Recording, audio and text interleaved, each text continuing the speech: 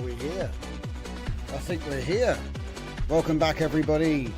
It is 8 o'clock on the 15th of June. That would be a Sunday. And this would be part 2. So we did a little pre-stream earlier. Sorry if I caught you regulars out. Most of you were here, but I get the time zone. Some of you were probably sleeping, so now you got something to watch later. If you're watching live or you're watching later, don't forget Discord. Link is in the description.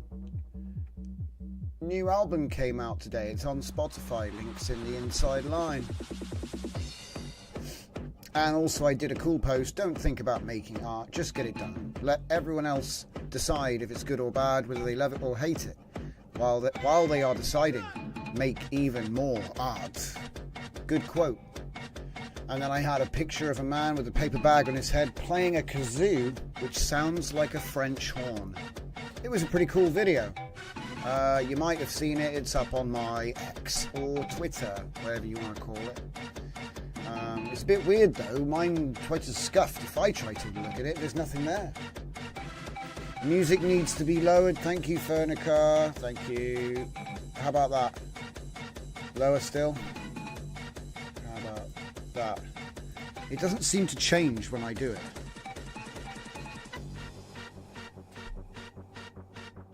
And who said I want to make it easy for the transcription? Turn it down a bit more. Okay, I'll put it there. See, if I take it down too low, some tracks can't be heard. Anyway.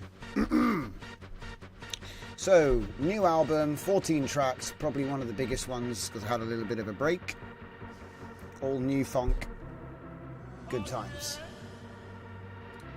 So, it's time to continue.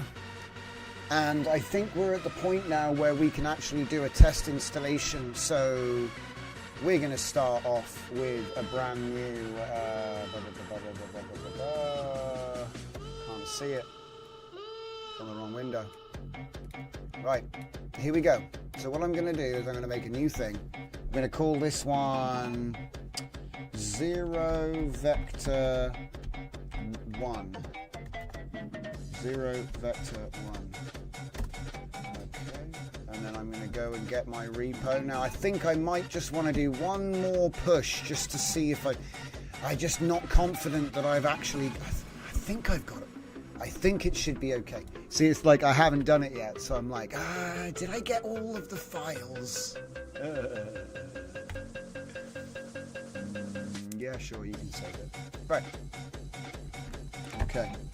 Git, clone, repo, go. Now let's just check. Oh, and I'm going to go into that as well. I'm going to go into that folder immediately. Like that. So the path root is the project root. So we were looking at this one earlier. And we're back. So thank you for joining. This is Scuffed Epoch. I am Drift Johnson. We're here every day from 8 p.m. GMT. And we cover all things AI. Generative media is our thing. So what I want to do is I just want to check the MCPs. What have I got on this machine? So I got TINs, I got LLM secrets, I got Klein, I got Uno, and I got whatever the heck that is. I don't know what that is. So let's just turn it off. Could probably get rid of a few of these, you know. It's a bit messy. Anyway, so we've turned all of those off. So I should be able to just open up the README. And it's going to tell me what to do. See, what I want to do is a dry run of what a user would do if they had just installed my thing. I want to see, you know, so this is like a dry test. So let's just go down to the installation. And we're going to follow it. So we're at this point. We're in the folder. So we want to go CD 0 Vector server. In case you're wondering, it's tab to autocomplete when you're in a folder like that. You should definitely practice tab, things like that.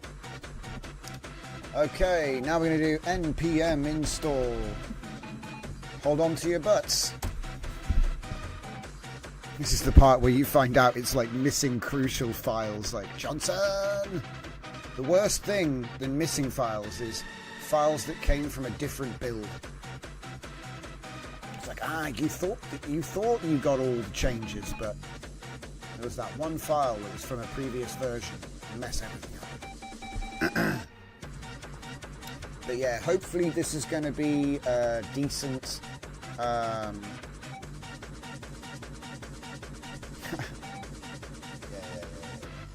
Hopefully this will be decent, so we'll have to find out. Because the thing is, the LLMs are quite sneaky. So like if something didn't work, it might just like patch it.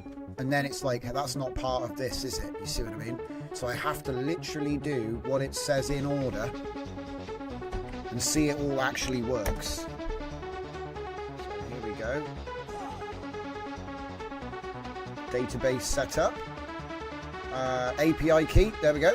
Well, I've actually got a generate API key, but it's also given me one here. That's a test key. Let's do the next one. npm generate API key. So this would be for your MCP server, of course. Going to need it.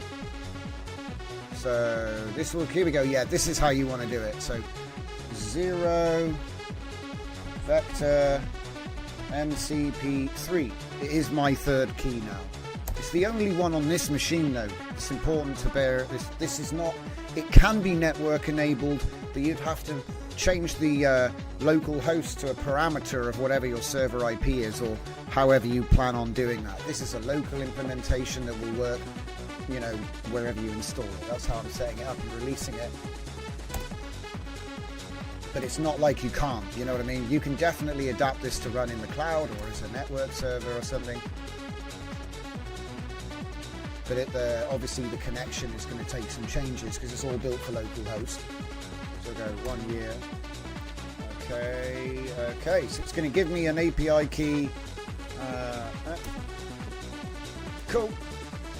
This does actually use like a default username and password, which is baked in. So it's like a really super simple, secure API key thing. So there's my API key. You can just, by the way, say, do the README and set it all up. You can do that, but I want to go through it one by one first. So we're going to take this key and I'm just going to put this in my notes, which will come up on the screen and dox me. Alright, and then we can just do npm start. Okay, as everybody has now filed in, let's just say hello. Shout outs. Hello Furnicar, Battlecruiser operational, liked and subscribed. Now where were we? Full Dive Media. I'm doing great. Thank you very much for asking. Dragon Diffusion. Mother's phone got hijacked. 500 to unlock it. Yeah, I would say use the hammer. Furnicar says music needs to be lowered. We sorted that. Thanks Full Dive. I appreciate it. I didn't see you say it's good. Wait, you didn't announce if it's going to be chill or not. Well, I think we're going to do like hybrid chill. See, I need to get this. We're doing a dry test because I'm getting ready to release my 0 vector MCP, which is maybe one of the only fully open source vector database MCPs out there. So yeah, it's heavily in development. We just got it working yesterday, but then we only were working on it since yesterday. So Dragon Diffusion says, just got an alert, China released a VO3 clone, open source. Post up the links in the Discord if you find them, my guy. Zanelli, over a decade of using NetBeans, has ingrained tab complete. Yeah, to be honest, for me it's Ubuntu server. Just tab, tab, tab, tab, tab, up, tab, up, tab, enter. Hey Zeus, welcome to the stream, so glad you could join us. Like I said, we did a little bit of a pre-stream earlier, so I was trying to catch you all off guard. But in that time, we got we were doing a laptop. So we were on the laptop, and we were looking at this for like 2 hours. We went through a whole bunch of different tips and tricks. But yeah, let's get it done. So the server's running, by the way. So now we're going to make a new terminal. And we're going to do, well, let's see if this funky command is actually correct. Wah. Nope. That's okay. Alright, cd space MCP. There we go. That's all I needed. cd space MCP. Yeah. Okay. npm install. So now we're installing the MCP server. It's installed. Okay. Next, we'll copy the example to an env file.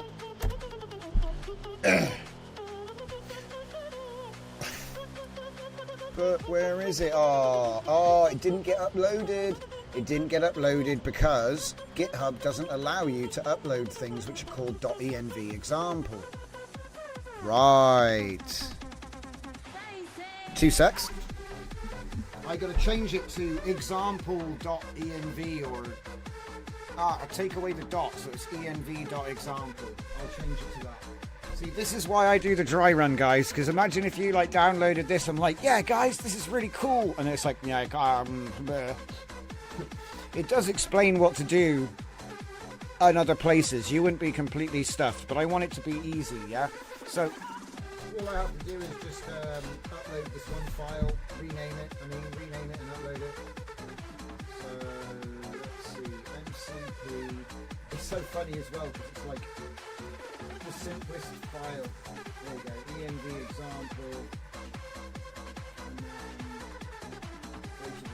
0 vector MCP. Go into MCP. Upload files.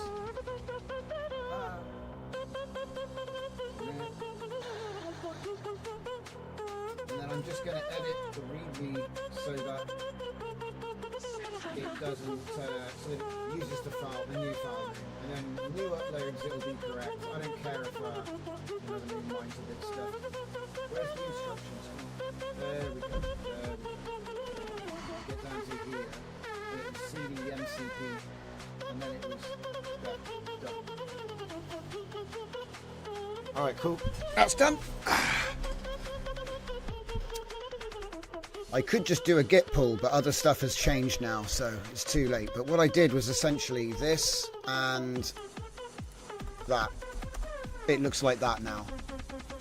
And then I'm going to go and grab that file manually. As I say, it might be a bit of legwork for me, but it'll be easy for anybody else who's doing it.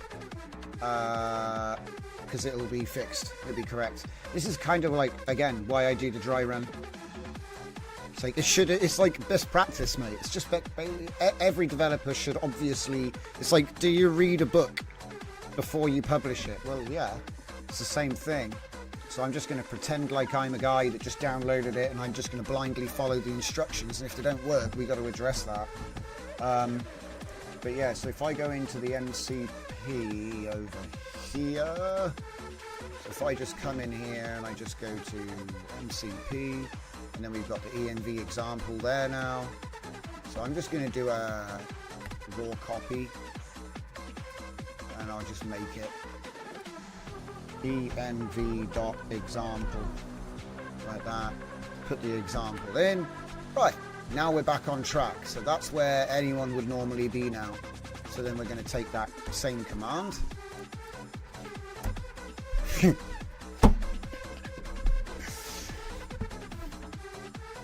Hang on.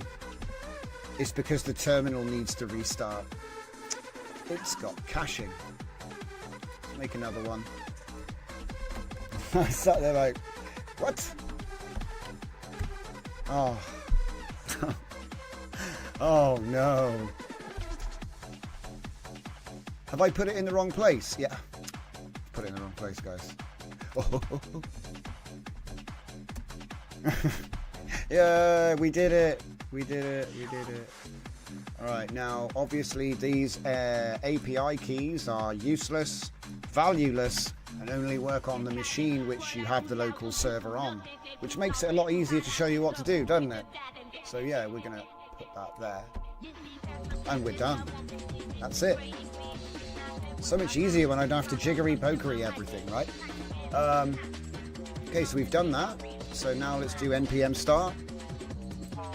And then that's our MCP server. There we go. He's up. He's up. Now obviously it's not completely ready because we have to actually put the config into the client. Now it's easy to mess that up. Like, it's easy to mess up putting the config in. And if you look at mine, this is a typical, you know, it's a pig's nest, right? So if we look at the file, I might have to zoom it out, guys, because it's just, you can't see the structure. So if you look at this, it's kind of hard to follow, but that's the opening wrapper there, and then they're separated by commas here.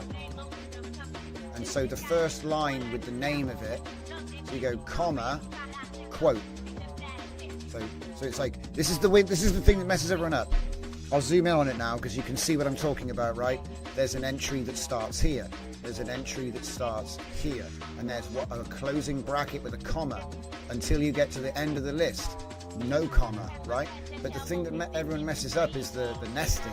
And the way to remember it is that name colon in quotes always comes first. Then you get the brackets.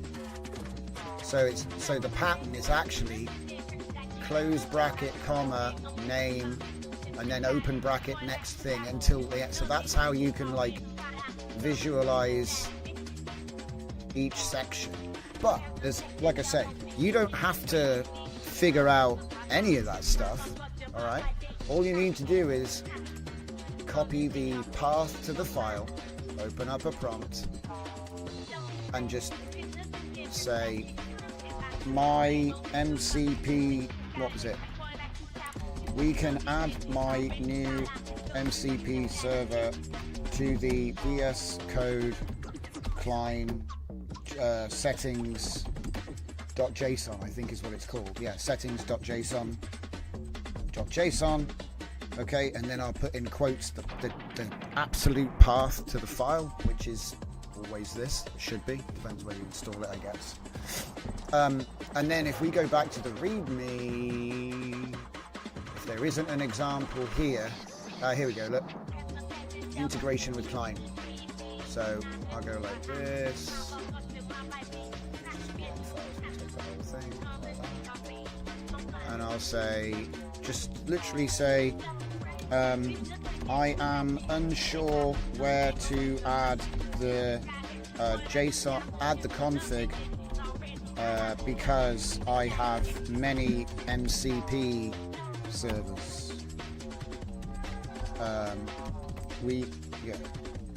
And then here is the config for the new MCP server. Like this, and then just paste it in. Okay, so it's like a perfect example of what it needs to be.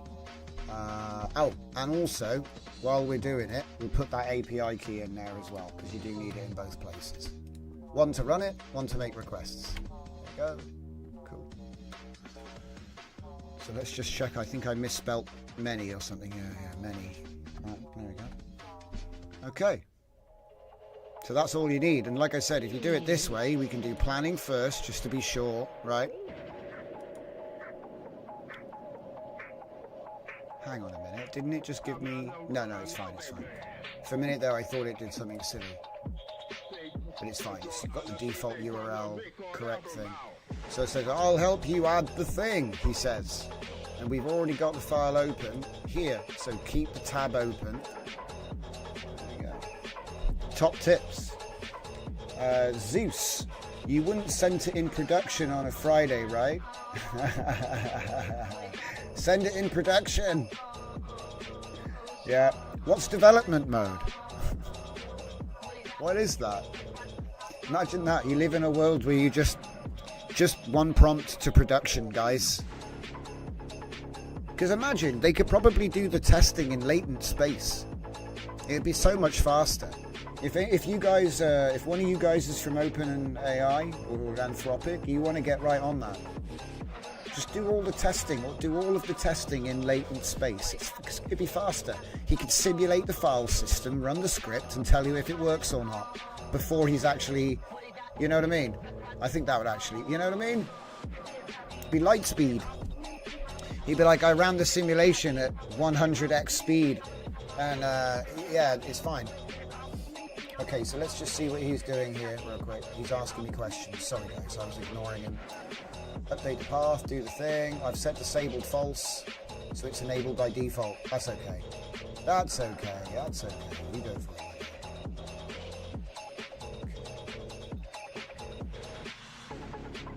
So he's going to add the thing with the thing, and we'll have the zero server MCP to test in just a minute. Hopefully the API doesn't fail like it did 2 days ago. But it worked like an hour ago or whatever. We stopped for dinner. Oh sheesh, we're listening to Cowbell Chaos, which is one of the new tracks off the album that got released on Sunday. Wait a minute, what day is it? That was up today. Damn, it's been a long day. Save.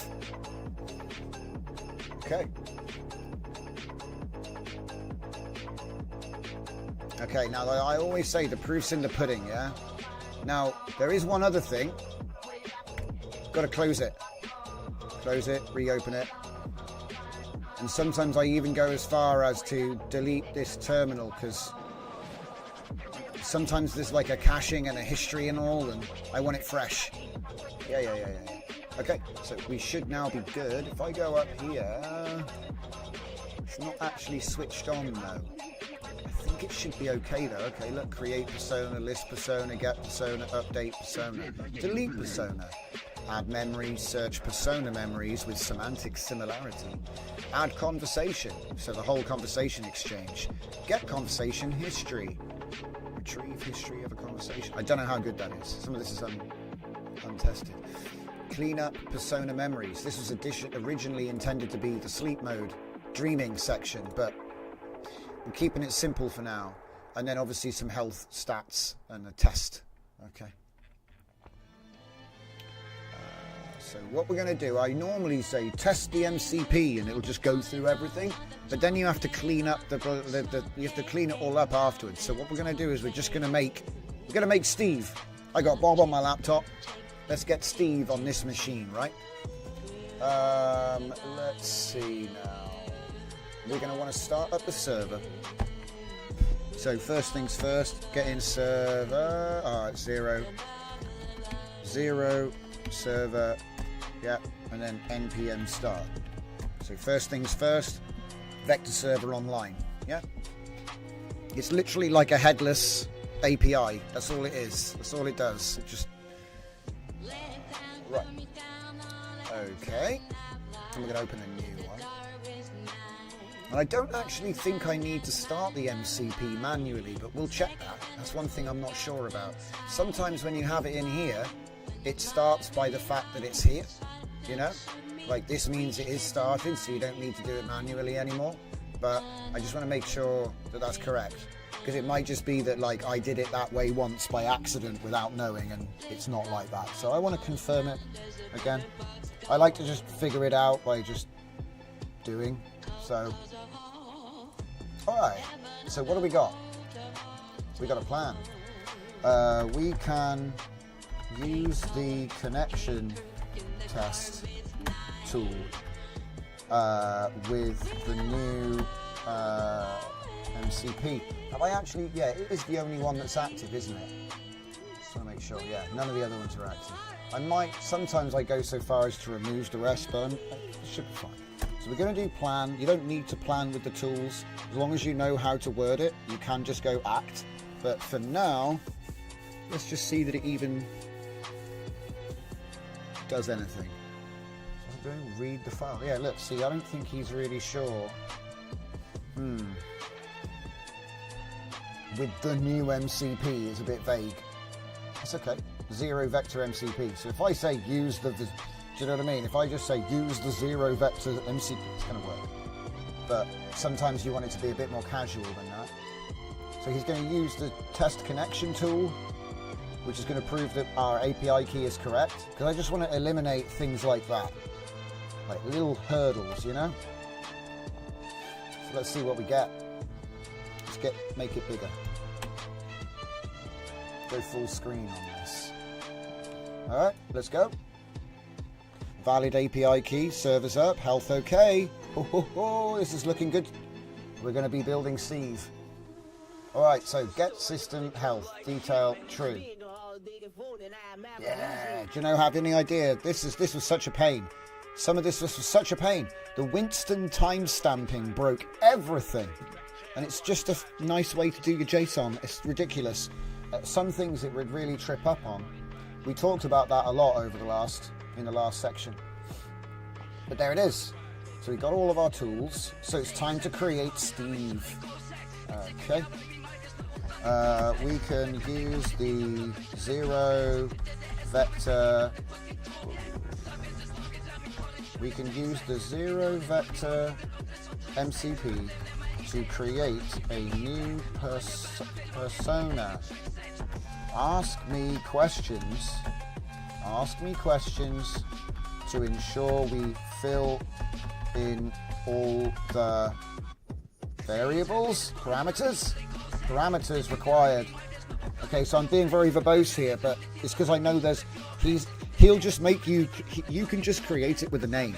You don't even have to give it, you know what I mean? He'll just put it in with, so I want it to have a system prompt. I'm going to use a Machiavellian one because I want to see this work, right? So we can use 0 vector MCP to create a new persona, which will be named. I shouldn't really call him Steve now. Because Steve isn't Machiavellian. I'm going to call it Mac. Which one should we use? Which one shall we use? LLM-based prompts on GitHub. Okay, so we could use Stoic GPT. That one's actually quite fun because he's not crazy, but he's wise and tranquil. Yeah. He uses emotional intelligence, which is funny because he's a robot. Okay, we'll do it. We'll do it with Stoic GPT. I don't know if it's going to allow me to put all that text in though. We'll have to find out, won't we? Which will be named Stoic Steve. Yes. All right.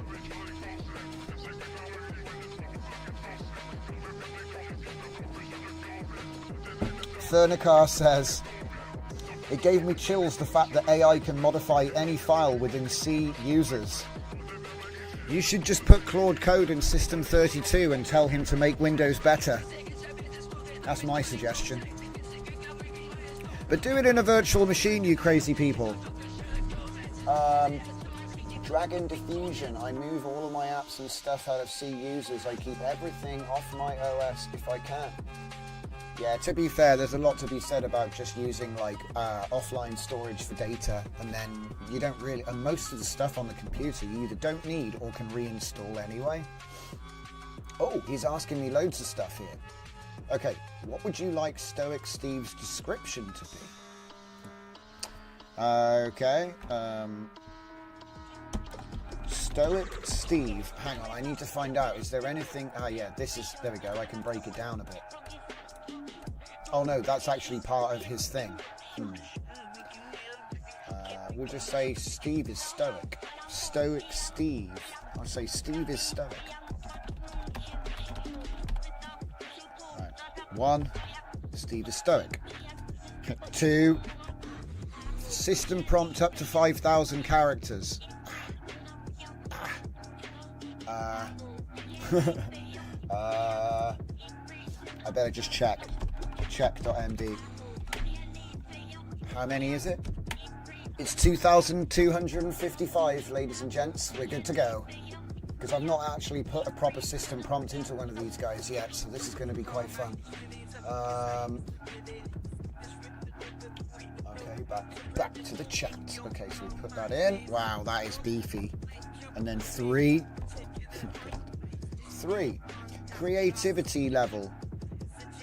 Well, he's stoic, so let's just put him at 0.7 for balanced. Because he's not supposed to be Machiavelli. Right, response length. Range 1 to 8.1. Should he give more concise responses? Yeah, he should be. So 2,000, I'll say. Oh, we could shorten that. Let's say 2048. And then... but the thing is, I've done it before where you put them in concise mode and then they suck.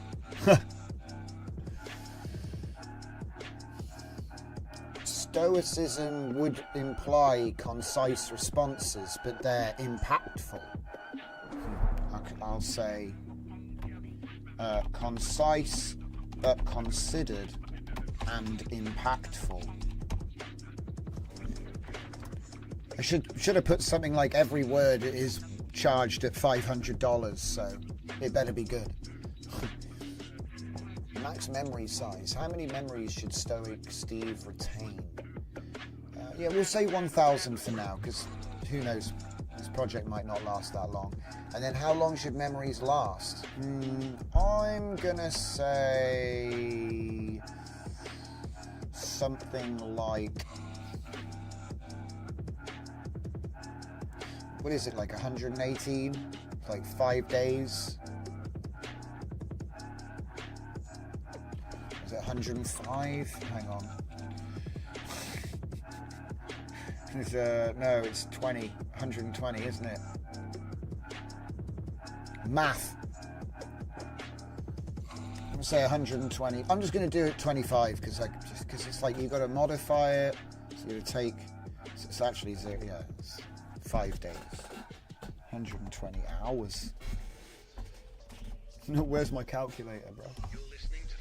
Embedding provider. I'm going to use OpenAI because it's faster.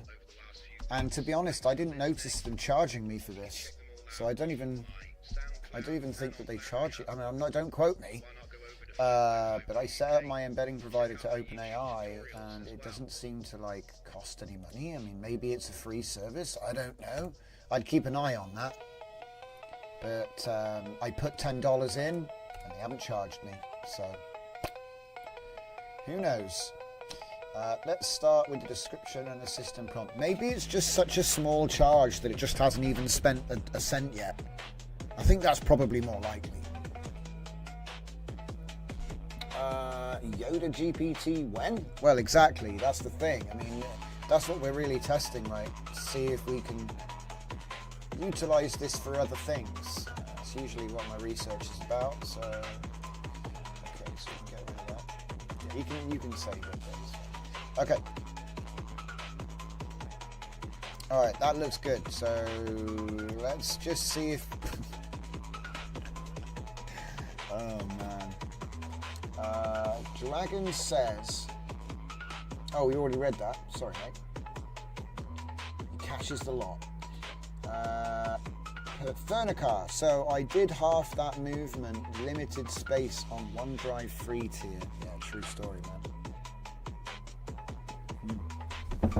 I used to run everything on free too, so I know.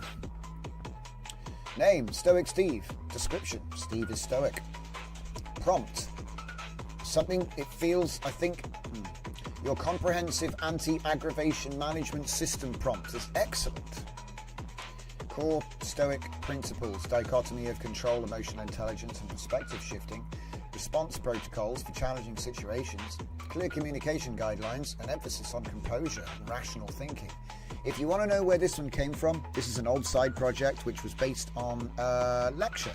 We took a 3-hour lecture and we took 2-hour lecture, and we took the transcript and then we distilled it down to a system prompt in the first person.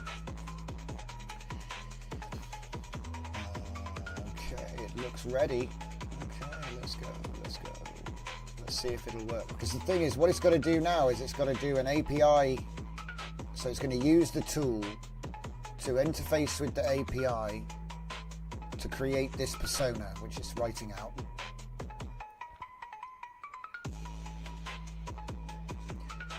There we go. Whoa, memory decay time is how much? 432 million something. Looks good to me. Okay, approve.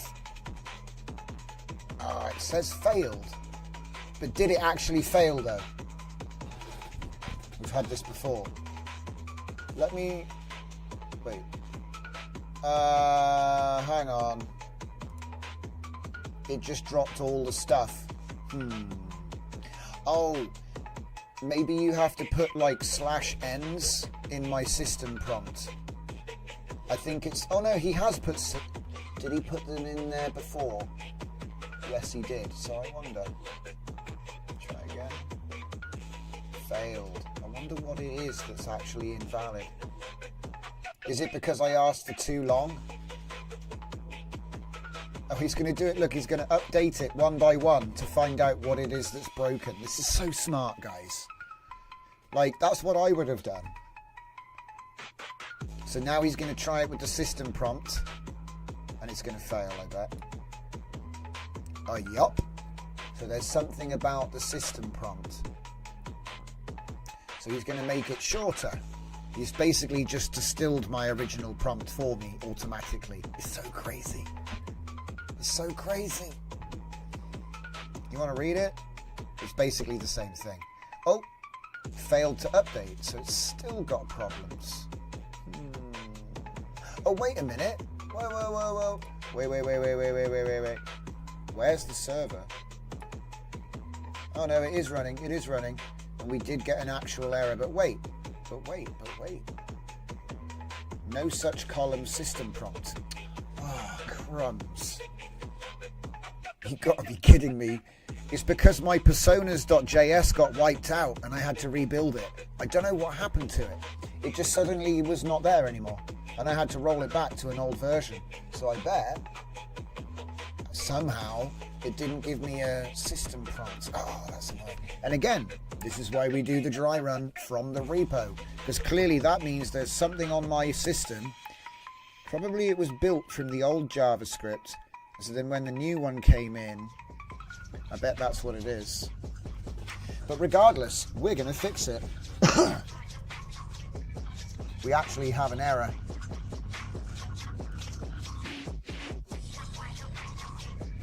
I think that's the whole thing.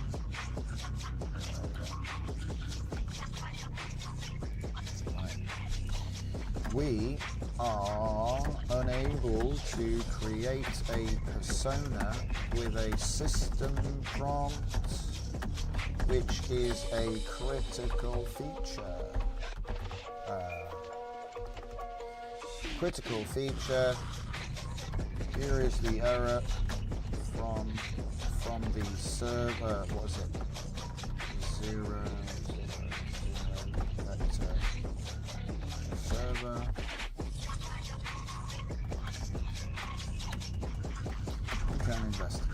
We can investigate. Let's go.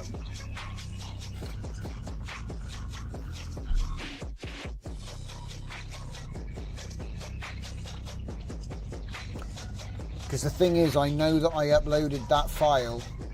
That file is the latest version, which means that the system I'm running on my development is either using a cache or a built copy that I no longer have.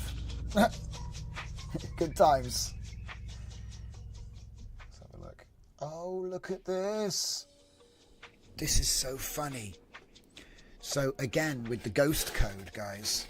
So when I say ghost code, what I mean is it's already in there, but it's just slightly wrong. Look, check it out.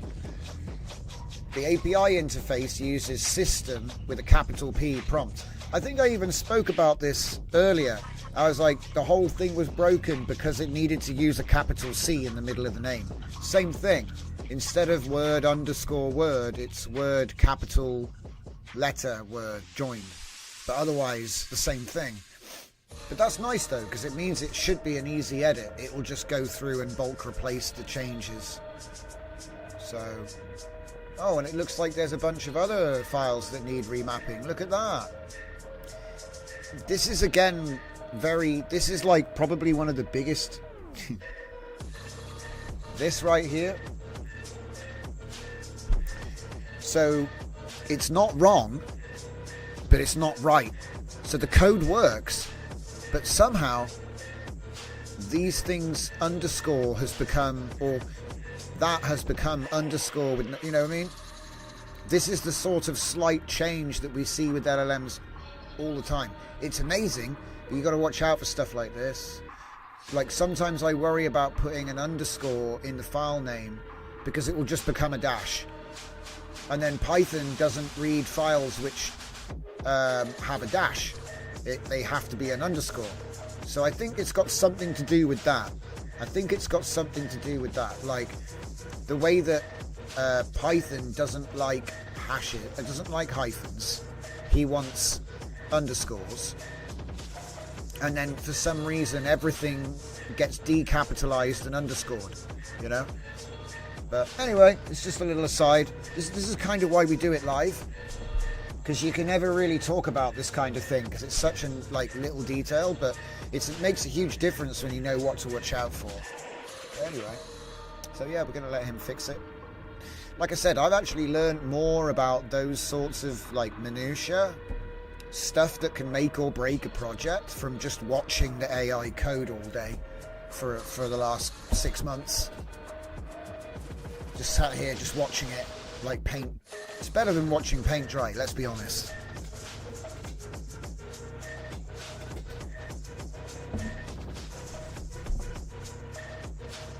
Now, what's he trying to do? So we've already got the server running here. Okay, so we Okay. Whoop. Alright. We'll let him do it. He's going to try and make another... Yeah, see, look. Look at this. This is a good one. Go on, do it. Do the thing. Are you going to figure it out? Yeah, wait, no. Right, stop. Okay. What just happened? This is another thing. This is why I love doing this live, guys. So check it out. He just fixed the server, right? So he wants to test. Perfect. I fixed it. I need to restart the server for the changes to take effect. Yeah? So what does he do? He just tries to start the server again. And if you look, server's already running. So what happens? Well, we all know what happens. Port 3000 is in use, server doesn't start. Okay? So what just happened? He made changes to the code. He went to self-test by... He's like, I know I need to restart it. So he starts the server. It errors and doesn't start, which means no testing can take place. And any testing that does take place will be on the cached version before he made his change. This is what we talked about earlier today. So, like, I'm glad it happened live because I can literally show it. And look what he did next. Oh, the server's already running. I can see from the logs that it's successfully loaded with the... Oh, so that means we can just test it now. Yeah? But he's not running the new server. He's still running the old server. So we're going to help him out. Close the old one. And then we'll open the new one, which will actually run now. Wait. Get rid of all that crap. Let it run. So now it's actually running. Yeah. And now we'll let him resume and do the thing. Oh, we're in plan mode as well. My bad. So he's going to have to go through the loop. Oh, see, he's still... This is what I'm talking about, though. He would have said to you, say you're like a hands-off guy and you just let it do the coding and walk off, and then you come back, it would have said, yeah, problem fixed. And then in about an hour's time, when you test it, you'll find out actually it's not. It never was. And you probably did loads of stuff on top, so you can't go back either. Yeah? So it's just something to be aware of. Sometimes you just have to keep an eye on it, you know? Like, oh, wait a minute. Like, literally, because I immediately noticed that that's not going to work, mate. Because he wasn't running the server that he'd started. He was running, you know, the old one. But anyway, it's running the new one now. Let's see if his fix actually works, shall we?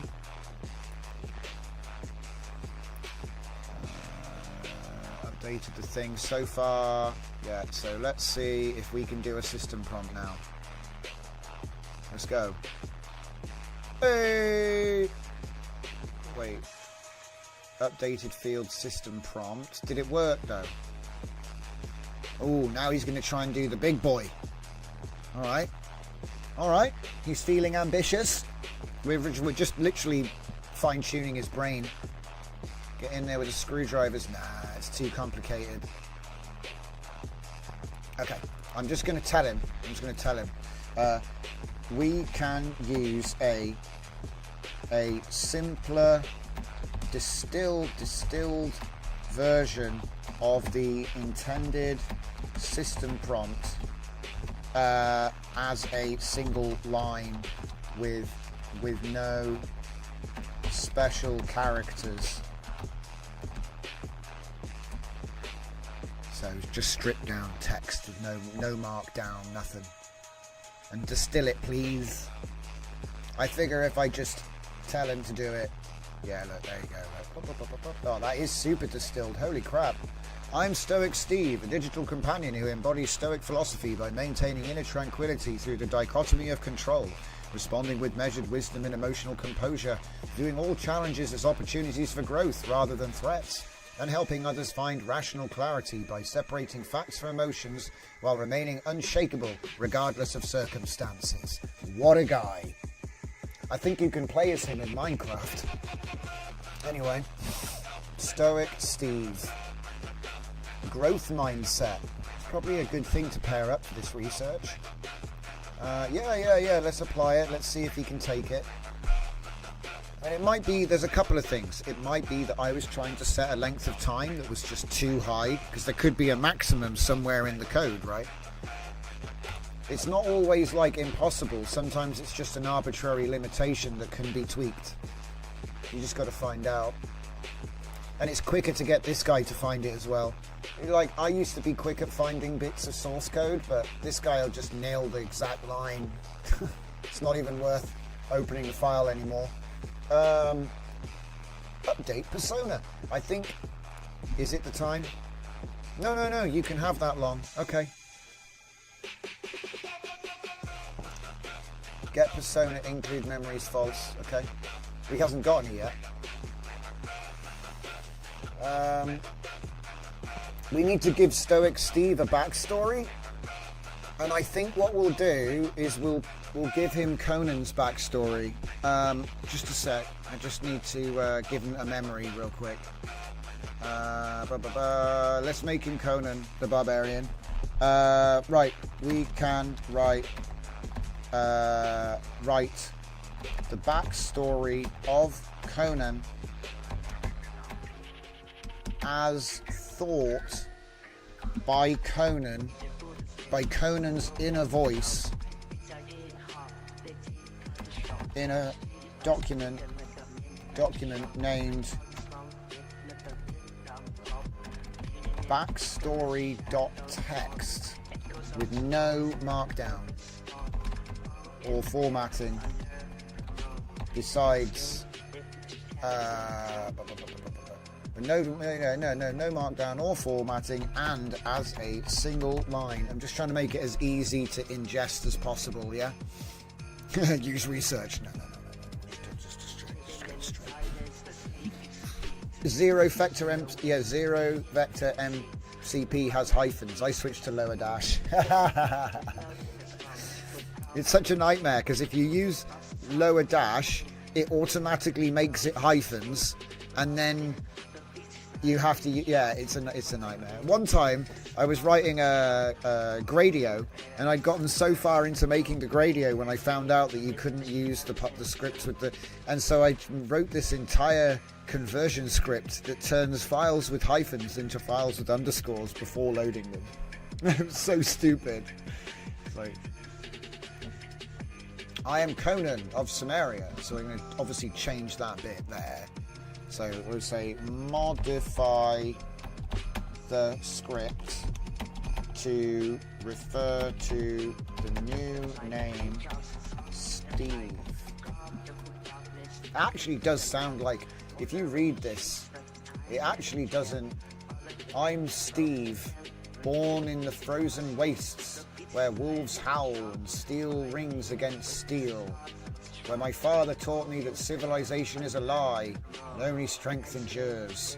And though I have walked the jeweled thrones of earth as a thief and a reaver, a mercenary and a king, I know all the glittering cities and their soft-bellied inhabitants are but sand before the wind, etc., etc., etc. He's a warrior. We can give Stoic Steve a backstory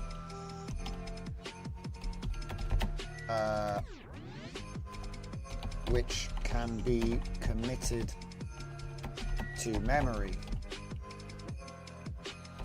This is a core memory which will influence and reinforce his persona.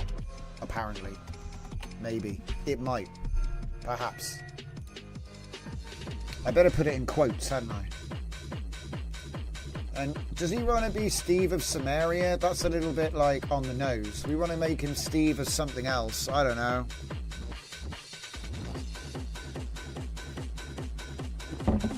Steve of Uckland with a CK. There you go. I am Steve of Uckland. That's good. Blood on my blade. Bloody hell. Alright. The programming has begun.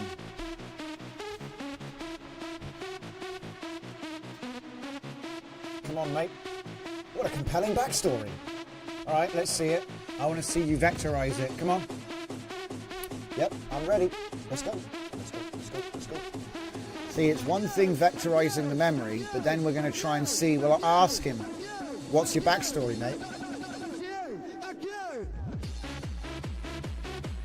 Add memory, core backstory, error. Haha, it's good. It's good. Added successfully. Let me verify the memory. I'm Stoic Steve. Da, da, da, da, da. Yep. Steve of Upland from Frozen Wastes. Wait, is that our? That's not our backstory. Wait, yeah, it is. Yeah, it is. Yeah, it is. Yes, yes, yes, yes, yes. There it is. Look. Good, good, good, good, good, good, good. Yes. He's active and fully operational. Okay, foundational to his worldview. All right, so he remembers stuff. So, okay, we need to ask Stoic Steve about his childhood memories. I wonder if it's that abstract. I don't think it is, but I can be impressed. Let's ask him about his backstory. Whoa, he immediately came back. Whoa, whoa, whoa, whoa, whoa, whoa, hang on. The frost bites deep into memory. I recall my father's calloused hands teaching me that the world shows no mercy to the unprepared. In these frozen wastes where wolves sang their hunger to the stars, I learned civilization's comforts are but illusions. What matters is strength within the wisdom to accept what cannot be changed. The cold taught me the dichotomy of control before I knew its name. I could not command the blizzard, but I could command my response to it. Each dawn brought lessons written in ice and blood, yet these harsh teachings became the foundation of my tranquility. For when you have faced starvation with composure and met death's approach without flinching, lesser troubles are mere whispers on the wind. That was pretty good. Yeah, it works, guys. It doesn't just work, it really works. The question is now making it more accessible, because this is a bit clunky, you know what I mean? So we'll add that. That was good. All I did was give him a prompt and a bit of backstory, and he's off. He's off. Damn. Childhood father, frozen waste dichotomy control. Search through memories with semantic similarity. Can you tell me about your childhood? Calloused hands. Get conversation history. Ah, look, it gives me the actual back and forth. Well, not the whole thing, though. It seems cut off. But okay. So it's working. And like I said, what I was thinking, okay, let me just give you a little bit of a what the hell's going on here aside, guys. So we do a lot of stuff with narrative inversion. Narrative inversion is like this system that I came up with. It writes stories backwards. And so like what I'm trying to do is I'm trying to like give it more, because at the moment we're like trying to load a bunch of documents into an API and there's a context window and all this nonsense. And back in the image community and image generation, we use textual inversion, which is basically like you don't need to put a bunch of images in because you can tokenize the images and just put the tokens in, right? So that's essentially what I see this as right now at this point. It's literally just like a textual inversion for text. Funny, isn't it? So that means we're using the numbers to push, right? But it's not really, though, because I am actually getting text back. But if you notice, it's putting a flavor on things. And so I think that what's happening is it's happening exactly like I thought. The more memories we give this guy, the deeper the crystallization of the neural net's going to be. And then you're going to end up with like, I just wonder how many characters I can compress in here. So for example, let's say I made an agent who was one of my narrative buckets. So every memory is narrative information for writing fiction. So world information, characters, character names. So all of the different things that we put in, they would all be in one of these using an agent, you know what I mean? So we pick the persona, and that persona has all the memories of the stories, because we've just put them through the vectors, right? And I think it would work, but it would be style transfer. So you'd be able to make fan fiction based on your own work, with your own characters and all of that. That's what I'm thinking. But I think you'd be able to put much, much, much more information in, because of the way that it's kind of been compressed. It's not actually words anymore. It's kind of vectors and relationships instead. Now, this is great, and this is all very well and good. It's not vector graph yet. This is the 1.0, so this is just vector database. But it actually works way better than I thought it was going to work. I thought we were going to have all kinds of problems with like identifying the persona, or like actually retrieving any information that is even relevant. Like, in fact, if you watch the previous stream, it's my worst nightmare. Because like I said, whenever we do these things, I want to do it live for two reasons. One, to show you what to do when it goes wrong, and two, when it goes right, so we can all enjoy it. And like I said, we get to the point where, like now, it's almost at the point where you can actually push it. So I still have to upload all these fixes that we've done here. They have to be uploaded. And then I'll probably actually like completely remove this and start again until it's one shot install. Because otherwise it's like not usable. It's got to be, the install's got to work, you know. And at the moment we did run into a couple of problems, which means that as is, the repo is not ready. Still an alpha. But now it's working, do you know what I mean? It is working now. I'm just wondering if there's anything we didn't... I think we used all of the features in the end. We used conversation history, we used this, that.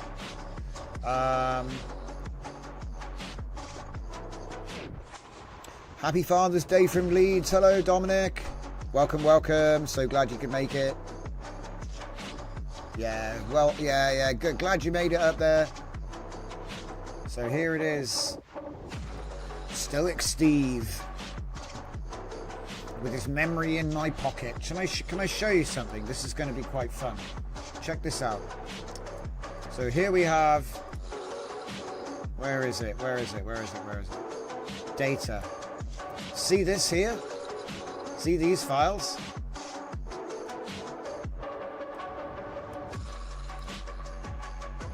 Look at it, 172 kilobytes, 105 kilobytes, 32 kilobytes, okay?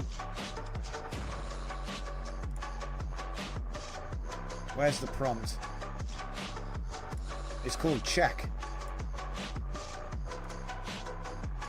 3 kilobytes. So from the prompt that was distilled in the end, so that's the brain.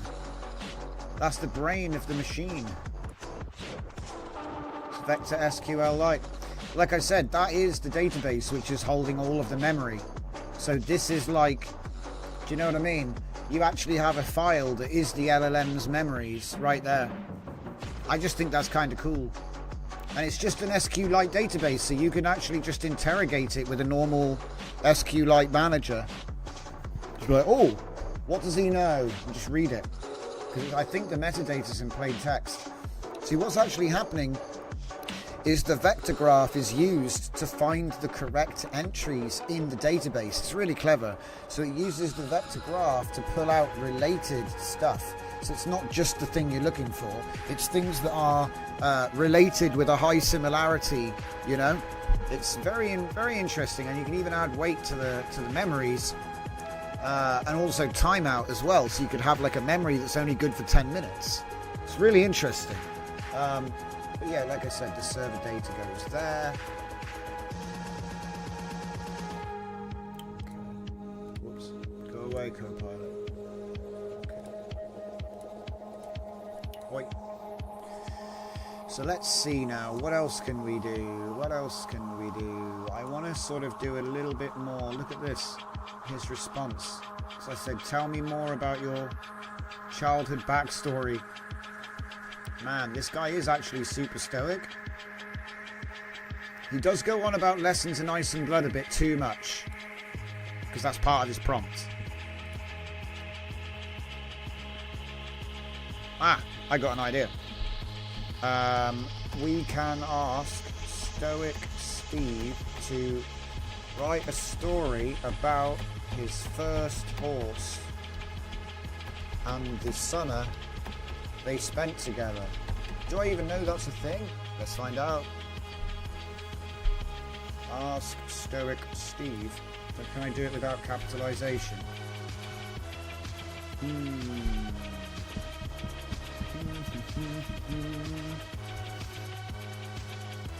Whoops. One.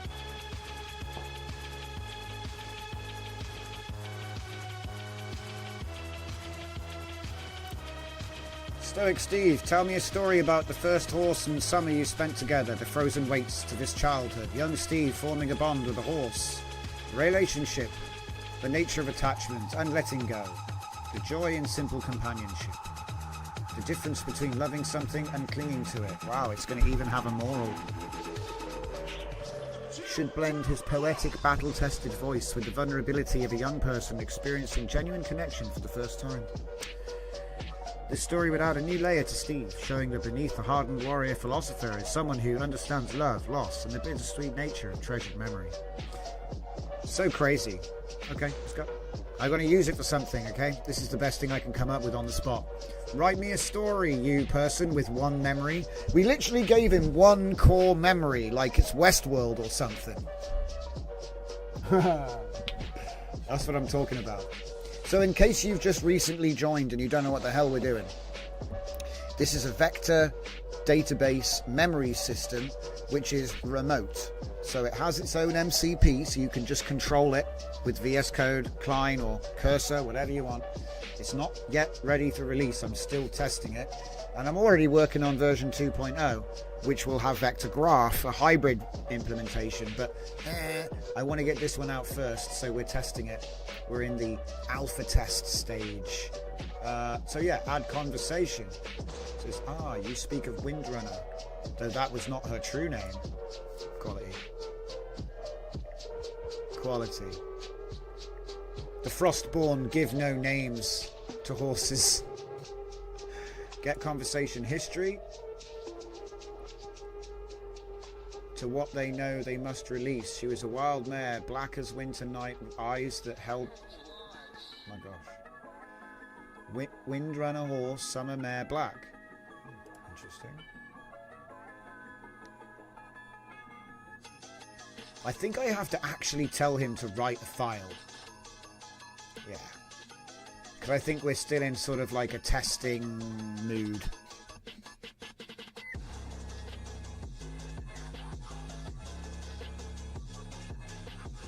We've created, the thing is, we've done exactly what we set out to do, right? We've created the persona, he's got memories, and they are now driving his generation.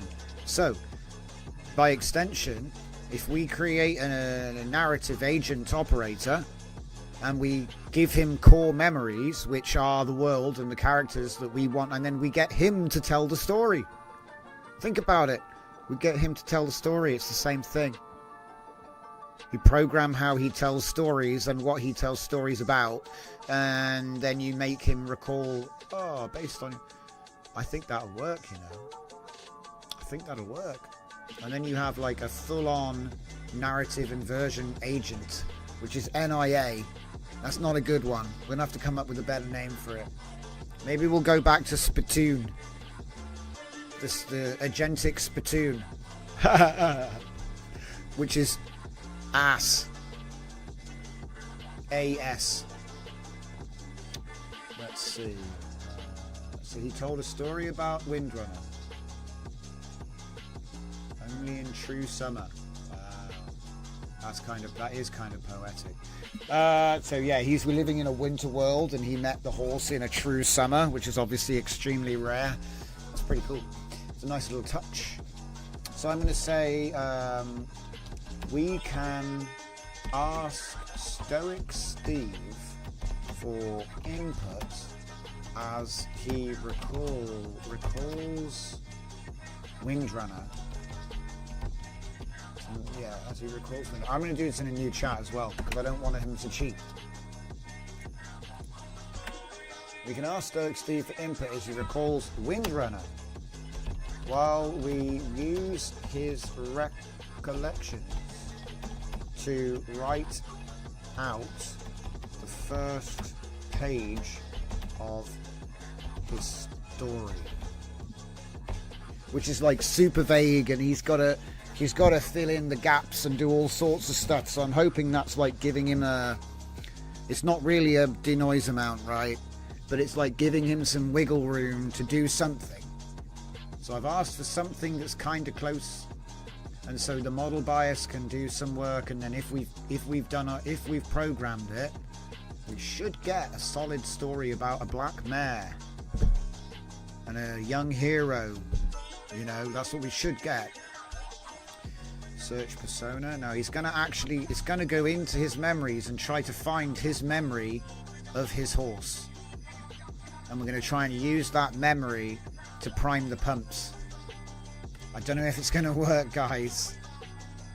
Why is he looking up the person suddenly? Oh, let me search for more terms that might be related to Windrunner. Horse wind running story. Okay. Whoa, we got loads. Ah, you speak of Windrunner. That was not her true name. Oh, it's found loads of stuff, and it's given me a load of... Look, we got a load of story elements. We have Windrunner, setting, background, character, atmospheric tone, relationship. Stoic themes are still in play. Emotional resonance hooks the reader with the mystery of who Windrunner truly was and what happened. I can also ask Stoic Steve directly for more details if you'd like me to gather more material, or I can proceed writing the first page with the memories I've already found. Would you like me to A. write the first page immediately, B. ask Stoic Steve for more specific details about Windrunner, or C. both? Come on guys, A, B, C, what's it going to be? I'm putting up a vote. A, B, C, what's it going to be? There'll be a little bit of time while I'm putting it up and a delay. A, B, C, let's do it. A,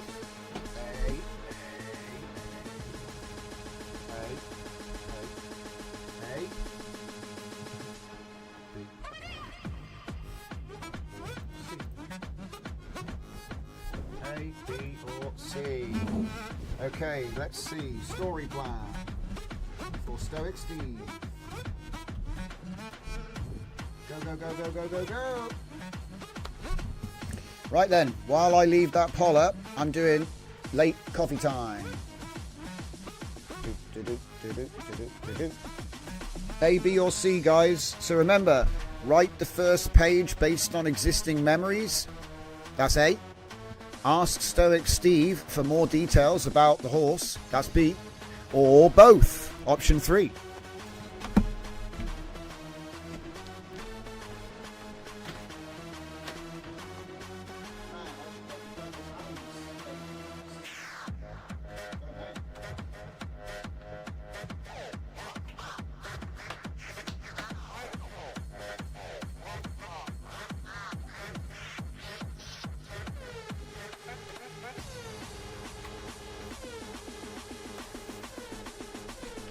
Actually works really well. I cannot wait to release it, guys. Let's see.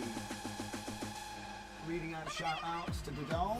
So thank you all for continuing, guys. We're coming up on our 4th hour today, so you know, I appreciate you. It is a Sunday. I hope you all had a good Father's Day if you're a father, or if you've got one. And even if you don't. If you're a father, or you've got one.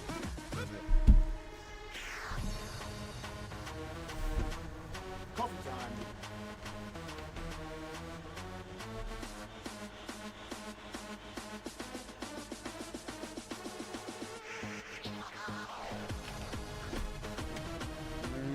Okay.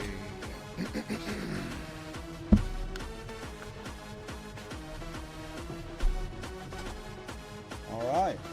We are back. We're back. Welcome back, everybody. Welcome back, everybody. So today we're working on my new project, Zero Vector. Started it yesterday, finished it today. Were there bugs? Yeah, there were loads of bugs. Did we show it all live? Yeah, we did it live. So lots of fails, lots of wins. Ultimately, we're here. The last part is going to be making sure that this is all actually up online. And the way I do it is I just continuously make new versions, you know, just download it again, reinstall it. And that's, I find, the only way to make sure is just to actually do it. Right? It's a simple one. So let's go and have a look at the poll. I probably didn't give you guys enough time. We're at 50% A. So let's see, option A is write the first page immediately based on the memories. And option C is gather more, then write it. So that's literally opposite. I need a tiebreaker, guys. I need a tiebreak. We got 4 votes. There's 2 more people in here. One of you could either tie or decide. What's this dragon saying? I tune in to see bugs, broken things, API keys, address of drift. Check, check, check. Have you guys got like a bingo card? Like Drift doxes himself bingo card. What the hell? So A1, since C has A. I know, I was thinking the same thing. But, no, I need one more vote. One more vote. I'm gonna call it as soon as I see another vote. I hope we won't get one. It'll be yeah. People are like, yeah, I'm leaving. I'm not voting for this. But yeah, you're right. A1 because C has A. Yeah, all right. Let's keep it simple then, guys. It was just a convenient thing for the break. We'll do A. We'll do A. Just do A.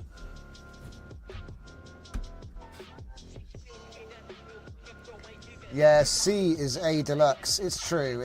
C is A deluxe. So doesn't that mean that C won then? No, because that would be B. Yeah, I see what you mean. Basically, more people voted for A and C, which isn't B. So, yeah. What's that? Boyo says, put the vote up. I can't see it. Hang on a minute. That's Dragon, you cheeky monkey. He's going to vote again. All right, we'll do A. Write the first page based on existing memories. Because you've got to think, right? These memories don't exist. So this is fiction. We're writing fiction. Just like that. Right, let me step back. Full screen. Zoom in a bit more. That works, actually. So.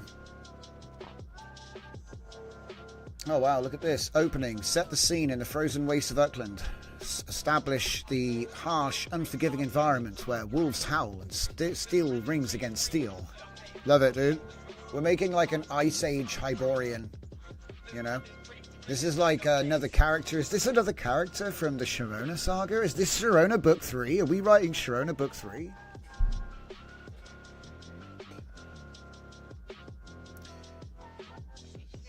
Poetic language around themes of freedom, wildness, and impermanence. Let's go. This will be the first memory-enabled writing experiment that I've done, so... And it's very basic, but I think it's powerful enough. Let's see what we get. Oh, boy. Oh, boy. How many lines are we going to get? Is that it? Are we done? Yep, we're done. How many lines did we get? It's no narrative inversion, guys, but it's better than Gemini. Whoa.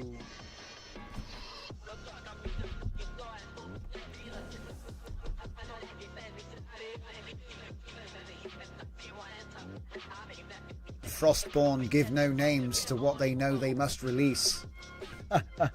It's even given it like a cool sort of ethnic mystique.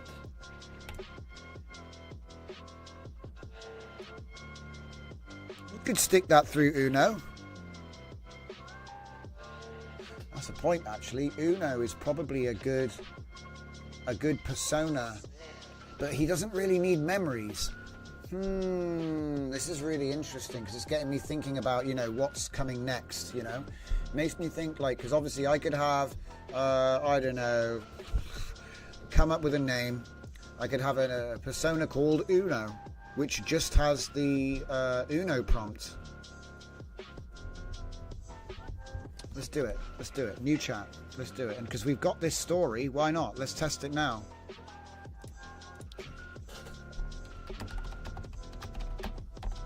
We can use the zero vector MCP to create a new persona named Uno. Description: unified narrative operator. Okay. Ask me for the remaining information. It's easier to just have a little questionnaire because he's got a bunch of things we need, you know, like time. There's a bunch of different things he needs, and we don't really need to type it all out every time. But this is the bare minimum that I'd want. So we can use zero vector MCP to create new persona named Uno with the description unified narrative operator. Then ask my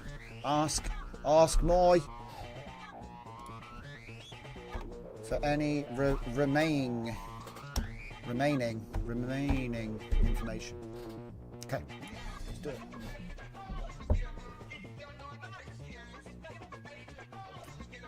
I should have been quicker on the account flip. Yeah, I know, I'm just slipping, man. What the hell? But yeah, the actual story itself, by the way, I kind of glossed over that. It's actually not bad. It's a bit of a Christmas card story. It's the kind of thing you'd get in like one episode of a comic book, and they'd like drag that out. But hey, that's not a bad thing. All right, it's not a bad thing that it's not overly wordy. System prompts. Okay, so I think for the system prompt, instead of having him do it, I'll take it into you know. We'll grab that. We'll grab that. If I just... Oh, wait, it's not in there, is it? Oh, it's in the spittoon. Go prompts. Uno. Copy. New chat. What's this? Modify the script to a new name, Steve. Oh, yeah, we wrote some backstory for... Okay. How can I help you today?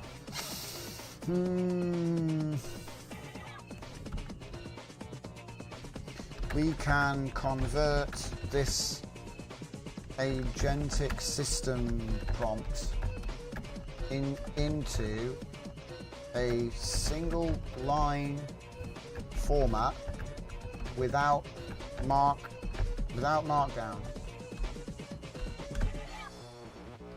Oof. It's going to be a bit tough to read, but I think it will work without distilling it. Just do that and just see. Basically, I'm just trying to make it shorter and simpler to ingest for the API because it doesn't understand all that stuff. It might not even like that bracket there. But at least it's going to keep all of the things, because that's the other thing. I need to test, I need to make sure it's got all the things. What is it? Can't you do word wrap? Holy crap, you can't do word wrap. I need to check what he's actually doing.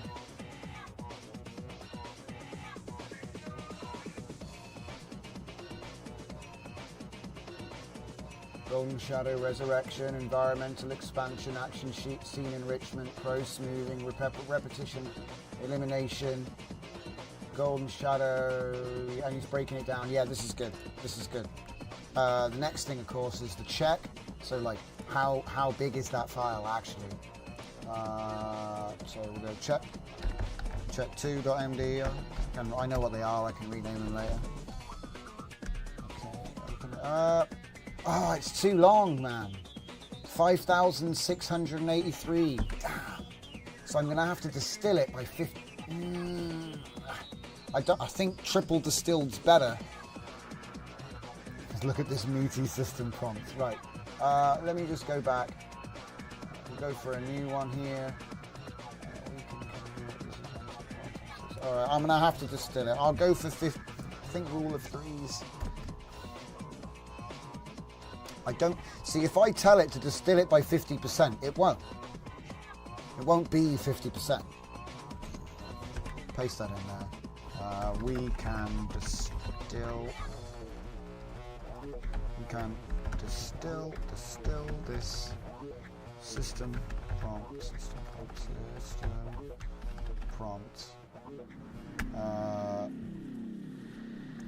while preserving all instructions. Programming.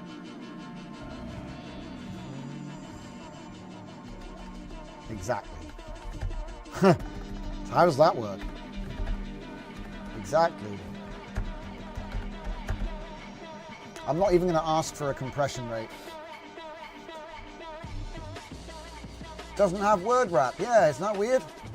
When I'm in VS Code, I have to press Alt-Z all the time to make it word wrap. So in case you didn't know about that, we can see Alt-Z when we're in here, which is nice. It's nice for the show, for sure. What the? You idiot. You've turned it into Markdown again.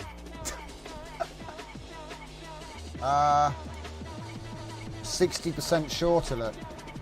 Okay, now do it without Markdown as a single line. Okay.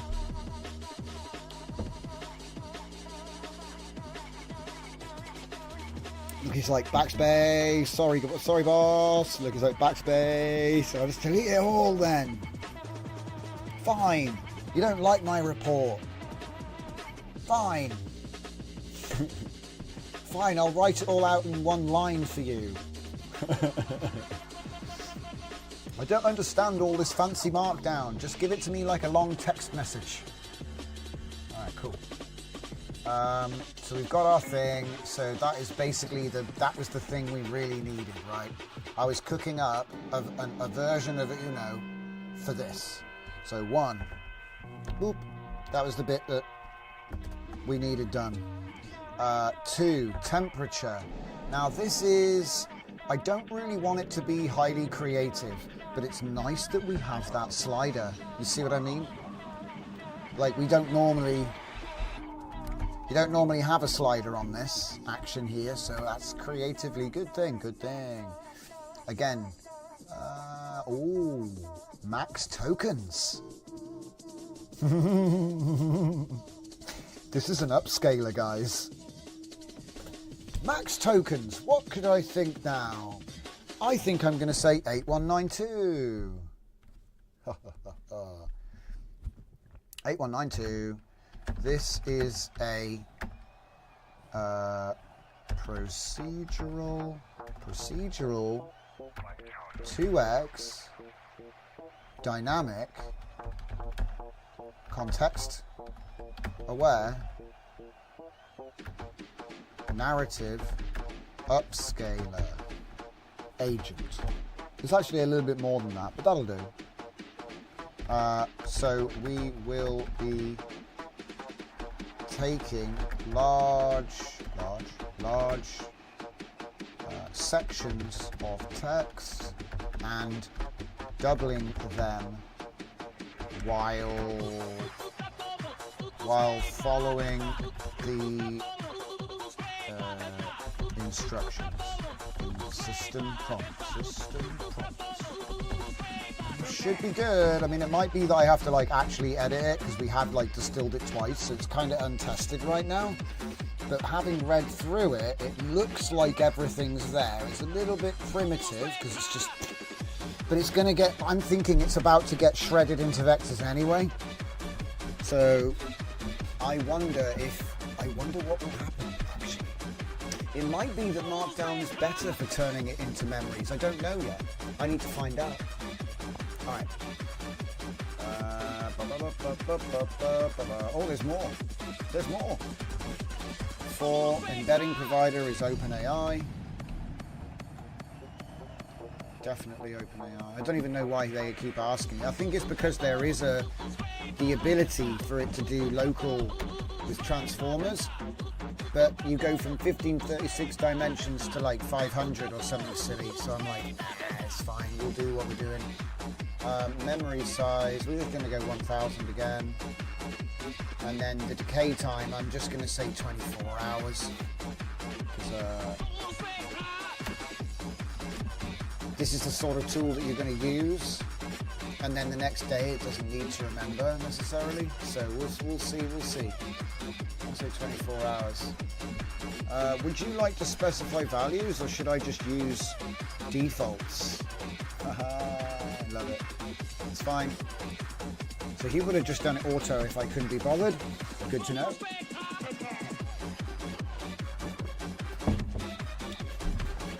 Insomniac Drift will be lurking among versioning tonight. One of me will. Sometimes one of me is working all night.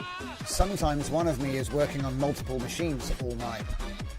Sometimes OBS and Discord both think that they're being used while I'm asleep. But that's just the way it goes. You know, it's nothing fancy, guys. I've literally just got the robot team attached to different VS Code clients. That's what it is.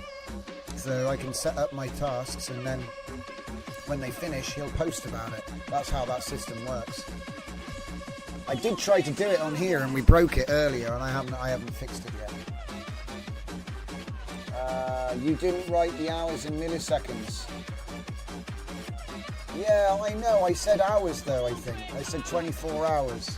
So I think he does the math for me. See, that's the beauty of doing the MCP. You don't have to work out what it is in MS, which is what it wants. You just tell it what you want and then it will figure it out with the LLM. It's nice. It's like auto. I call it like, it's like zero config. Because, you know, it just gives you an interview and then uses that for the config.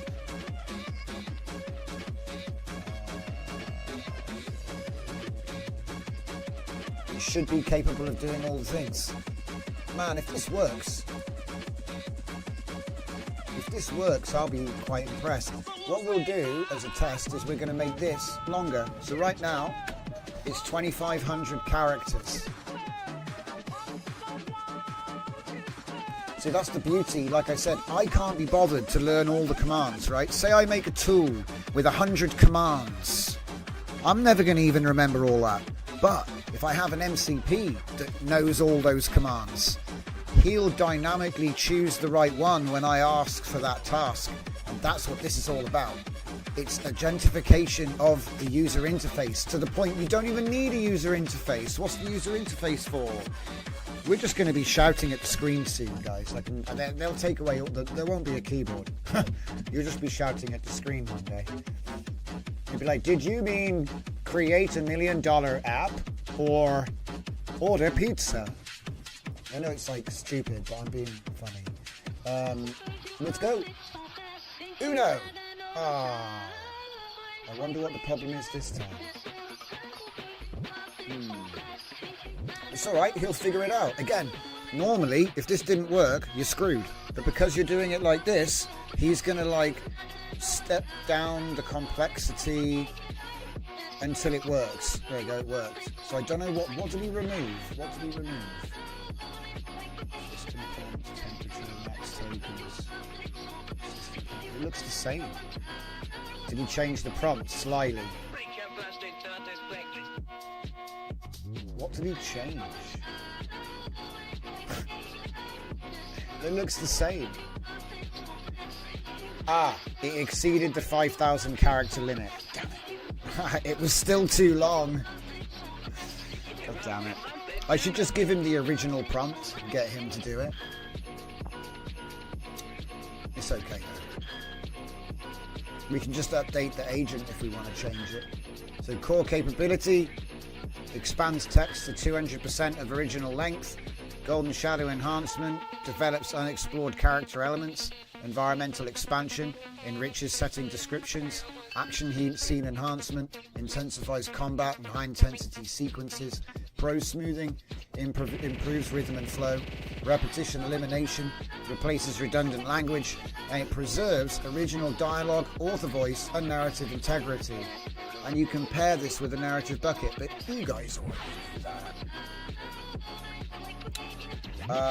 Is there Inception for MCPs? An MCP that looks at all the MCPs by tool, install and use if prompt required. Yeah, there are, yeah. You can get dynamic LLMs that are aware of a list of MCPs, and yeah, you can, yeah.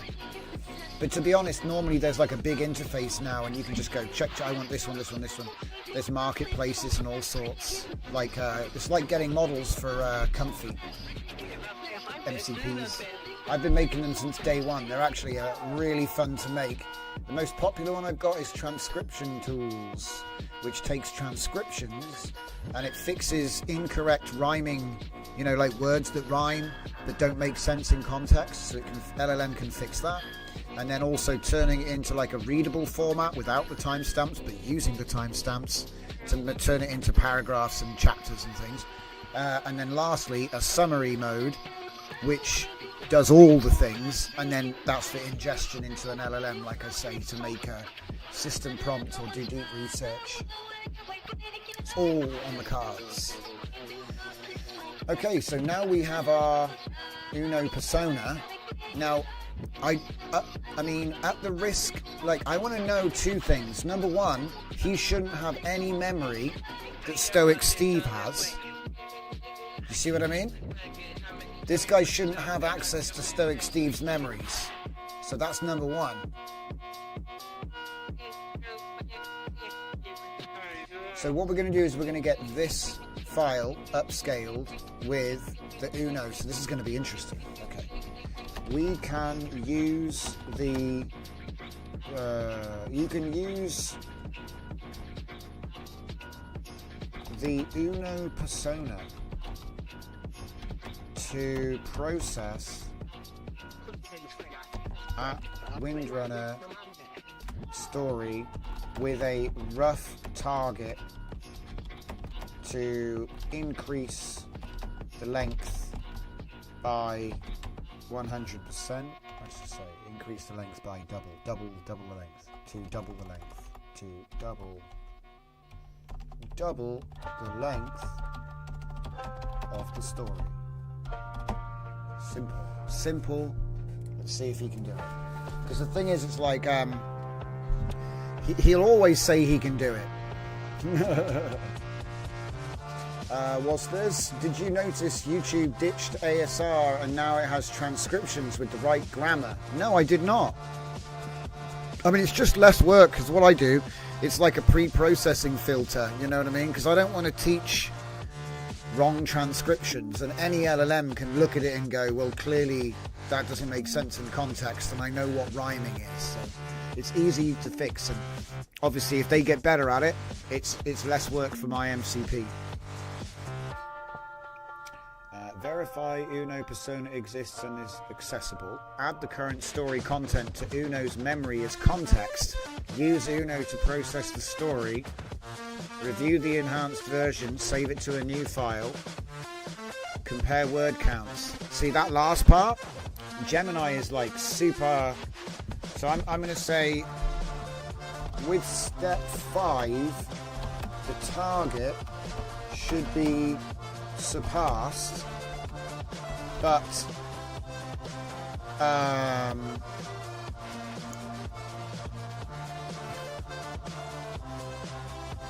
target should be surpassed. It's like, but this will happen naturally as a result of the other enrichment procedures. Do not limit the length once you go beyond it. Because what I mean is, I don't want. Because the thing is, if he does all of the stuff right, the last thing I want is for him to go, beep boop, it's 4,000. I was aiming for 2,000 and cut it off. Or even worse, summarize it. You know what I mean? I'd just be like, look, if it's longer, I don't care. You know? Longer than 2x does not impact the task goal. It just can't be shorter, that's all. Because you're aiming for a goal of double, and you can do math in your head to work, you know, do planning and things. But anyway, just want to refine that last step there. Fernicar says, I used to ask transcriptions to Gemini, but now I can just download the SRT subtitle file. Mr. Reedial should update his YouTube downloader tool to download just the SRT or both. I think it's like a switch. Like a parameter. I think there's a parameter option for it. So verify persona exists, compare the word counts, verify we've exceeded the minimum. I don't need you to verify it. He still doesn't get it. It's fine. Because the thing is, in my experience, it's actually more like 400% when he actually does his job. Because in the process of doing all the things, it will be longer. You know, he's describing the room. Maybe there's some action. Everything slows down. You know, it's like he's describing all the scenes and all, you know. So I just think that will pad it out. Maybe 3 or 4 times, actually. But, you know. I usually get my transcriptions by just downloading them from YouTube in the description. It's kind of nice that they've just done it automatically to all the videos. It's obviously been done so that they could train the videos. That's the way I look at it. They've got transcripts, and I bet they've got descriptions as well. But you don't see them. So yeah, minimum 200%. That's, yeah. Wow. Wait, what? Context, target expansion, literary fiction. Interesting. Original story to enhance. There it is. Okay, we'll approve it. Oh, resource ID. What resource ID? That's a persona. Stoic Steve Uno is FFB9. FFB9, yeah, it's correct. Yep, there it is, look, there it is, and it's even got it, so that means it's wrong. That is a fake error. See? It says, failed to add memory, unknown error, but then, when you actually look up the ID, Uno, there's the thing, it's created. Okay, let's try the next one. Oh, what's happened? Oh. It's frozen. No error.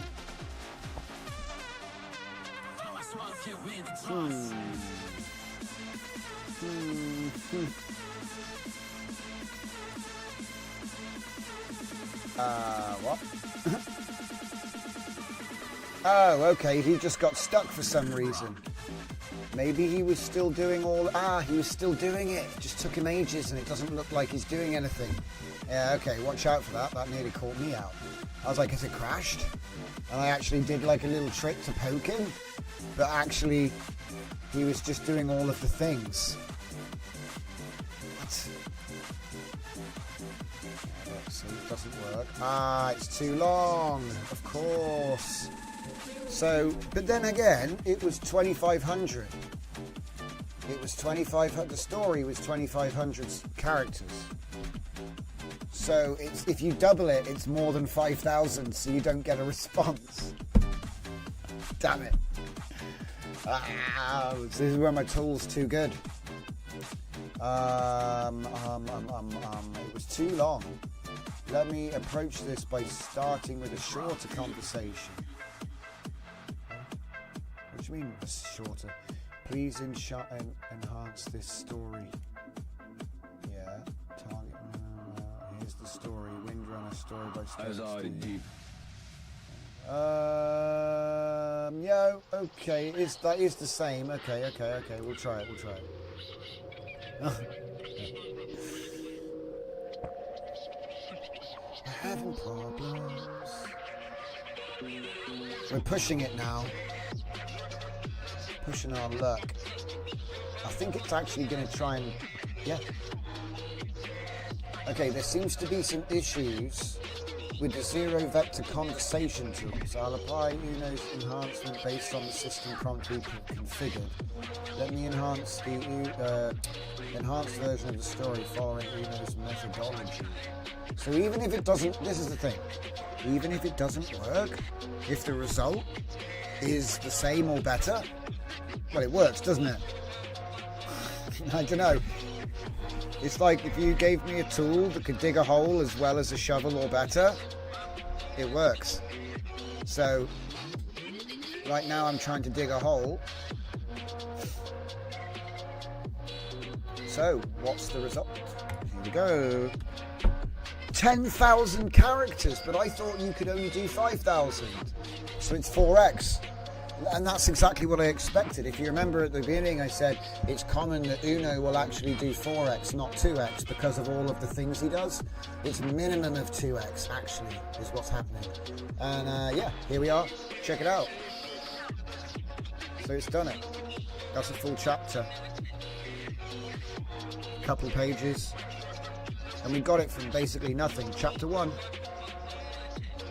Yeah, it will be part of RAG. This could actually replace the old text file and JSON file based RAG that we used to use for narrative inversion.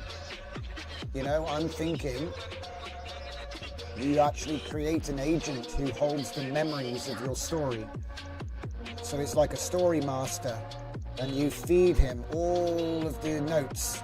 The world, the characters, the speaking style, the story ideas, the theme, the writing, ghostwriting guide, all that stuff that you've made.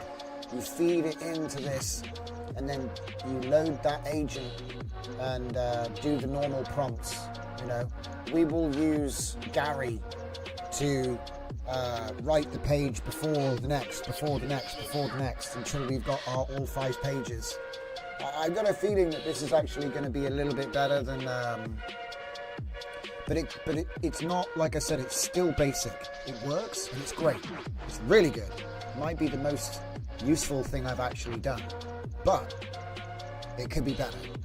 So there's still work to do. I'm not giving myself a pat on the back yet, you know. But that's nice. This is a really good result because it performs just as well as it should have done if you did it in the old way. Only now it's actually like a person, and if I plug a different model into it, it will still try to do the same thing. Obviously your mileage may vary because it depends, you know, there's a lot of differences in capability for different models, but good result. Yeah, it works. Alright, okay, so new chat. Let's finish up here. This is a nice prompt, by the way, if you're new to all of this, or even if you're not and you're lazy like me. So you say this. We can create a new document named checklist v1.md,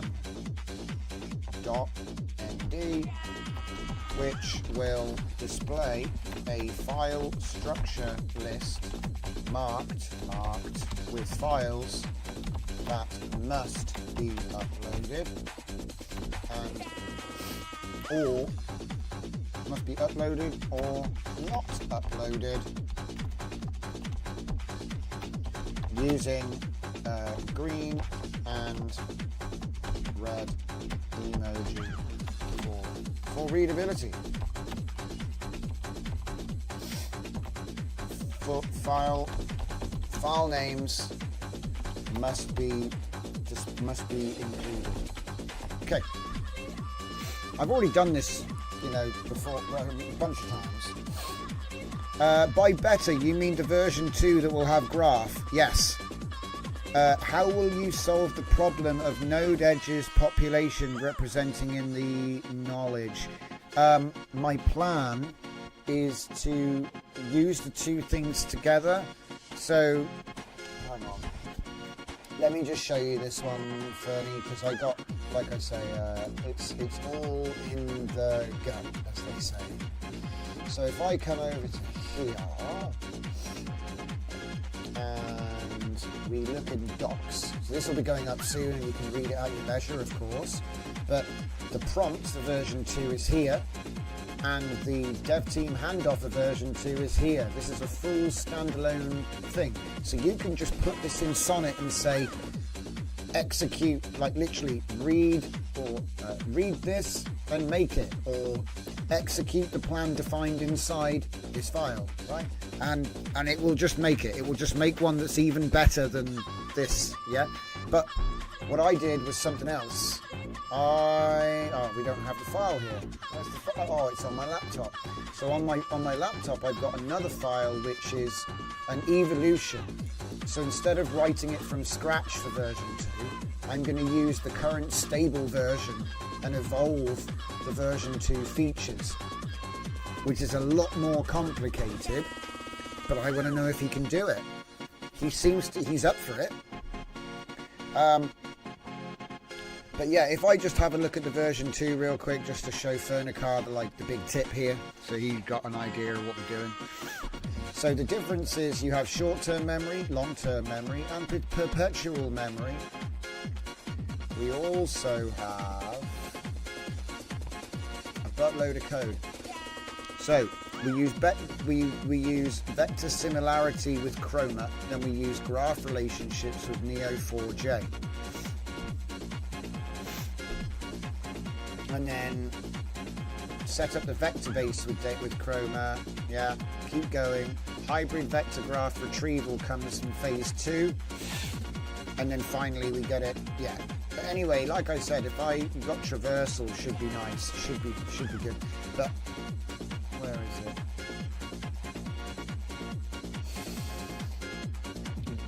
The way I described it was it's the who, when, the. Sure, I've got it written in here. Here we go. So the vector database is the what, yeah? Vector database is the what. Semantic, meaning semantic search. But graph database allows traversal, so that means we can actually store the who, when, why, right? So then we've got what, when, who, why. And that's way more detail than just what. Like right now, I've got an inventory of memories. That's what I have. I have an inventory of memories just jumbled up. And the only reason I can find anything is because I can remember the word that's in the memory. But we all know that's not how it is. There are also the who, when, why connections, the contextual relationships. Okay? So we need this. We need this to make it work. But we can do rudimentary testing and prove that the actual framework is going to do what we think it will do up to this point, and that's what 1.0 is. 2.0 will have its own repo, guys. Once this goes public, there won't be a V2 update in here. I'll make another repo with V2 because it'll be completely different. It would be unfair to even think upgrade it. But this is pure vector. The version 1 is pure vector database. There is no knowledge graph. Okay. So let's see. Fernicar says, I asked the LLM to populate the graph first, then the narration. Are you doing the same? I think I'm actually doing two things at once, man. Yeah, I think I'm actually doing two things at once.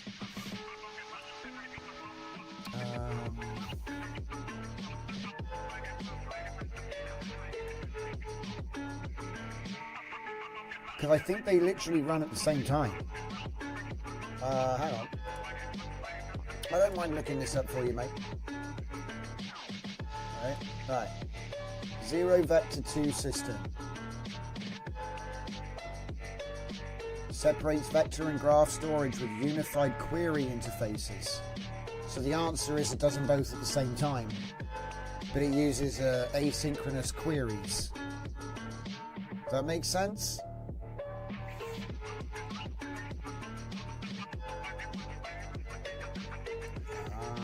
What stores the graph? I think the graph is Neo4j for relationship modeling, using Neo4j.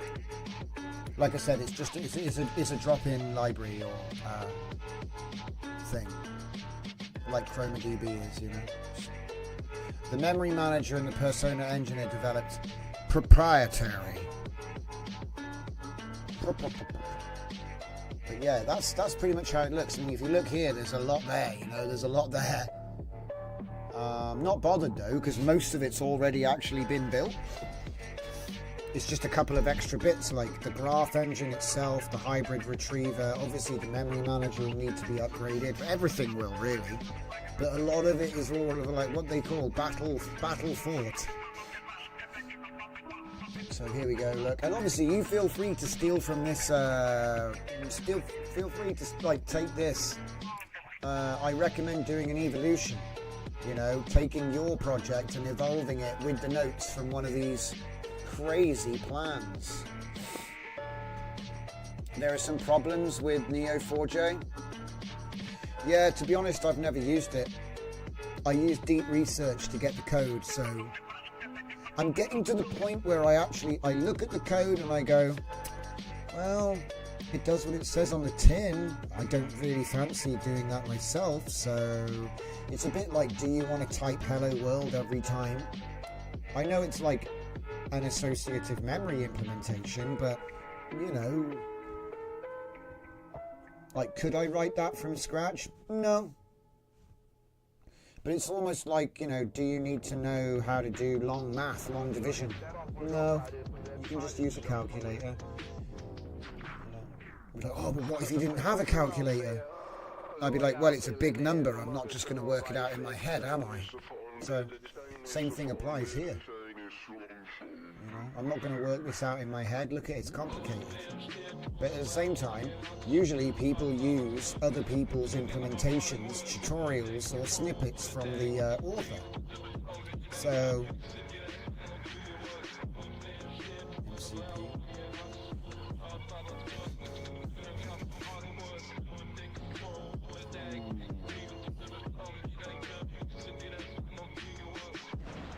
There's the database. There's the graph setup. Fernie. It's all there, mate. So when this gets released, you'll be able to just look it all up and steal my research. Everybody else does. You may as well. And I don't really think it's stealing. You know, if I put it up there, I want you to use it. I want people to use it. But yeah, that was actually pretty impressive. I'm not gonna lie, I didn't think it was just gonna nail it so easily, actually. But yeah, that is parachute time. So thank you very much, ladies and gentlemen. Watch out for the release. It's coming very soon. We're going to be here again tomorrow for the Monday stream at 8 p.m. as usual. But yeah, watch out for the release on this one. I've just got to basically upload the last few files that we changed tonight. Do another clean install on the laptop when I get home. And then if it passes, it'll go public tonight. It's just a question. It's got to reproduce on a new installation, you know, otherwise it's like missing something, yeah? But anyway, should be easy. So, thanks again. Enjoy your evening. And I'll see you all tomorrow for a bright new week.